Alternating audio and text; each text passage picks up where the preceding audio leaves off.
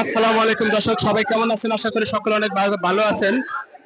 ফিলিস্তিনের পক্ষে মজলুম মজলুম মুসলমানদের প্রতিবাদ।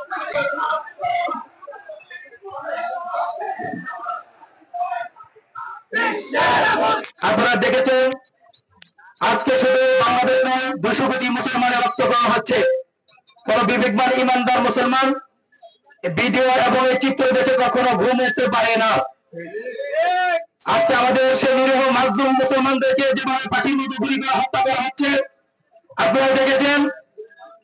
শুধুমাত্র তাদের বিল্ডিং এ হামলা করেছে এরকম নয়, তাদের শরণার্থী শিবিরের উপরে, হাসপাতাল, এমনকি যখন আহতদেরকে হাসপাতালে নিয়ে রওনা দেয় তখন সেই অ্যাম্বুলেন্সের উপর তারা হামলা করে মুসলমানদেরকে আজকে তারা হত্যা করেছে। বিশেষ করে শিশু এবং নারীদেরকে বেশির থেকে বেশি তারা হত্যা করতেছে।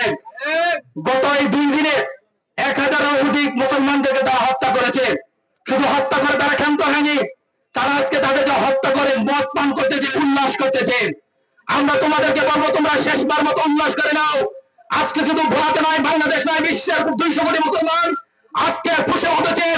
ইনশাল্লাহ আজ হোক কাল হোক তোমাদের আমরা মুসলমানরা ঐক্যবদ্ধ হয়ে কুকুরের মতো পিটিয়ে ইসরায়েল থেকে তোমাদেরকে তাড়ানো হবে, তাড়ানো হবে।